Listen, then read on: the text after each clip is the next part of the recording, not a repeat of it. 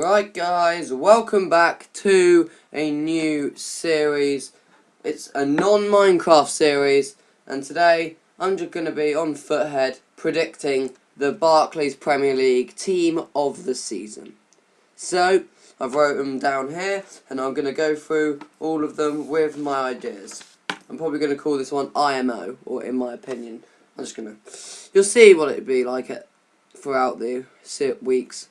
Maybe always Tuesday. So we'll start off in goal, literally, and making the cut is going to be Petr Cech, because we'll put his record breaker card in, because why not? He has been a rock in goalkeeper for Arsenal this season. He is one of the main reasons Arsenal are doing were doing quite well in the title race. They still are kind of in the title race, and he probably, without a doubt, has been the best signing of the season. And considering it was Arsenal's only signing, the difference that made for Arsenal was great. Going on to right back now, it's another Arsenal player. You probably know him a lot, and his name is Hector Bellerin, and we'll go with his right back. Silver card. Yeah. Again, he hasn't scored a goal in the Premier League, because right backs don't often score goals, but here he's still, again, very pacey and just helps Arsenal defend. Oh, that was just South Africa's opening stand passes 200 as they chased 319 for victory in third ODI against England. Coverage on Sky Sports 2, in case you want to watch that. I recorded this at 6 o'clock, so that is when it is. Yeah, as I was saying, Hector Bellerin is just a great rock at the back for Arsenal, and he's just done Arsenal proud this season. One of the best defenders. And before you ask a question, no, I'm not going to make a full Arsenal team, but I am going to add another Arsenal player. His name's Laurent Koscielny. He has, again, been a rock at the back. There's a reason all these are record breakers and informs, because they've done so well. It's unreal. As you can see, that looks like Laurent Koscielny's looking into the distance, probably looking in to see Arsenal's title race hopes. Are quite far away, but boom, and we have Laurent Koscielny there. So he has been just great. And he gets links with Cech and Bellerin, even though this isn't on FIFA. Well, it is, but not on the actual game of FIFA. Next, we're going to go with a non-Arsenal player, but we're sticking in North London. And we're going to go Toby Alderweireld. A bit of a weird one. He has scored 2 goals for Tottenham this season, but has been Spurs' second. And that is mainly because of Toby Alderweireld's great work at the back. Well, and Harry Kane's and Dele Alli's and all of that. But he's just been a rock at the back, just like everyone else, really. And it's hard to get past him. He's not the fastest defender in the world, but he is maybe one of the best in the Premier League. And Southampton could have signed him after his loan spell, but Tottenham snatched it away from him. So that was unfortunate. Back to Arsenal now with Nacho Monreal. I like Nachos. Nacho Monreal at left back. Yeah, this was a bit of a hard one, really. But out of all the Premier League left backs here, I think he's been the best for Arsenal. He definitely has been a silent killer. No one really is like, oh my god, it's Nacho Monreal. Woo! He's kind of, as I said, a silent killer. So, woo! As we move on now to good start. I need to change formations to a 4-1-2-1-2. That would be, and CDM, I'm going to go with one man who doesn't play CDM but plays centre mid. And we'll go with his normal card, Dele Alli. You can't argue with this. It pains me to say it because he's a Tottenham player, but for England he's great. He's a great young prospect, and at the Euros he'll do wonders. He scored some great goals. I mean, he had 2 goals in January Goal of the Month, which is just extraordinary. And he's been Tottenham's, maybe their best player this season, which is quite interesting. In a great, maybe title race, should I say, for Tottenham. Left mid, we're sticking with North London. North London doing so well this season. And we're going to go left mid card for Christian Eriksen. Technically, he's in centre attacking mid, but I'm putting him at left mid. Because, one, he has a left mid inform card, and two, there wasn't really that many outstanding left mids. You got the likes of Wijnaldum, Andre Ayew, Jesse Lingard, who's done okay for Man United, Marko Arnautovic, but other than that, yeah, I haven't really got any outstanding left mid, sorry. So, Eriksen is probably the best one. He's done great for Tottenham. He hasn't scored too many goals. I mean, 4 is okay, but for left mid, and it's not Hazard of last season's quality, is it? So, I'm putting him at left mid. And then we go to right mid. If you don't know who this is, then you might need to go think your football knowledge. Yes, it's arguably, well not arguably, the player of the season, Riyad Mahrez. And he is 81 rated, right mid. He should be way more than that. He's done wonders for Leicester. Assists, goals, runs, skills. He's got the lot for Leicester this season. And if Leicester win the title, that is a man to thank, by God. Central attacking mid. Had a few options here, but no one outstands this man. Mesut Ozil. Again, pains me to say he's from Arsenal, but just assists crazy this season.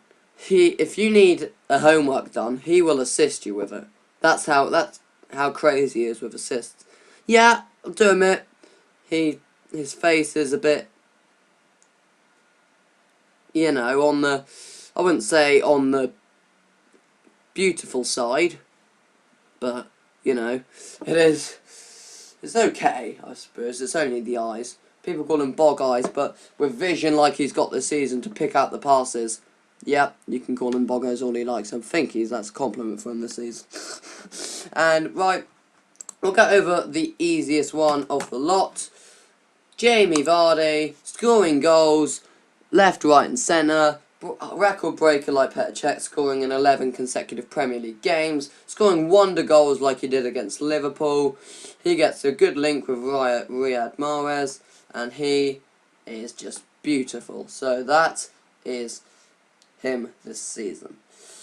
And to partner him alongside an England link, we mentioned him earlier in the video to get link with England and with Christian Eriksen, Harry Kane. It took him a while to get going this season, but he's scoring most games now for Tottenham. I predicted at the start of the season that Harry Kane wouldn't have the season he had last season, but he's proved me wrong, and he's just dominated, really.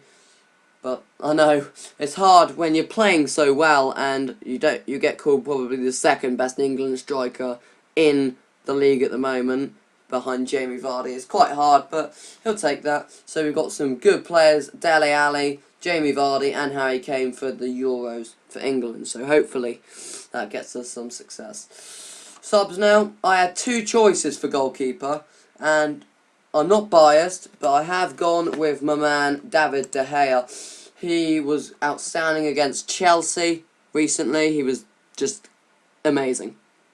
He was just amazing, and his defenders, yeah, it's a bit okay. But last season he was our outstanding player by far. This season, we have the likes of Rooney, we have the likes of Martial, but De Gea is still a good, rock-solid goalkeeper. And because Real Madrid have that transfer ban, hopefully he'll be staying at the club for a bit longer. I don't expect him to stay at Man United forever.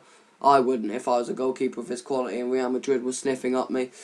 So yeah, De Gea is staying. The other choice was Jack Butland. He's played really well for Stoke, but he didn't make the cut, I'm afraid. He was very nearly making the cut. Next up, we put no defenders on the bench because they've been outshined by the players, but we're going with someone that I technically can't spell there, is Kevin De Bruyne. He, unfortunately for probably the neutral and Manchester City, has got an injury.